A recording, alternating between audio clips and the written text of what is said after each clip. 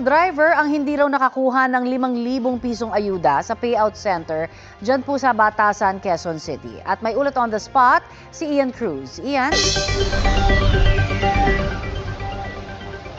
Yes, Connie, hanggang sa mga sandaling ito ay nagpapatuloy pa rin ng payout dito sa Batasan, Quezon City. Pero Connie, sa mga ng loob yung naramdaman ng nasa 200 mga miyembro ng Batasan Toda sapagkat sa una raw ay ang pagkakaalam nila ay kasama sila doon sa listahan, pero pagpasok na nila dito sa SB Park ay doon na lamang nila nalaman na hindi pala sila makatatanggap ng ayuda ngayong araw. At labis ang panghinayang ni Gilbert Golondrina, 12 years na driver dito sa Batasan Toda, at mga kasamang sina Jomar Gaspar at Ricardo Manakelod.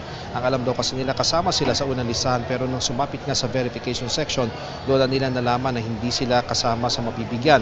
Kaya apila nila sana maayos ang kanilang problema at makakuha rin ng 5,000 pisong ayuda. Ayon kay Jenny Pesico, presidente ng Batoda, nasa 2,300 lahat aktibong miyembro nila na isinumite para sa ayuda, pero paglabas daw ng listahan, 1,518 lamang ang kwalipikado.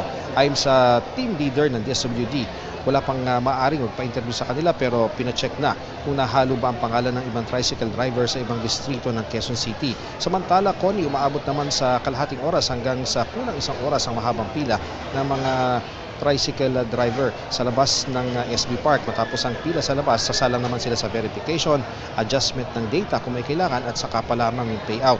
Isa nga ang lady rider na si Ana Fe Peralta sa nakakuha ng 5,000 pesos.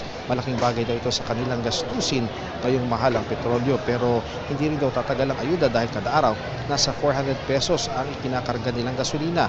Anya, 6 a.m. siya pumila at pasado alas 7 ng umaga ay nasa loob na ng SB Park, pero sa verification may mga kailangan daw ayusin na detalye, kaya sa kabuuan ay tumagal daw siya ng 2 oras at bago nakuha ang ayuda. Connie, kaninang bago mag alas 11 ay umalis na dito sa SB Park ng Batasan yung nasa 200 nga na mga hindi nakakuha ng ayuda.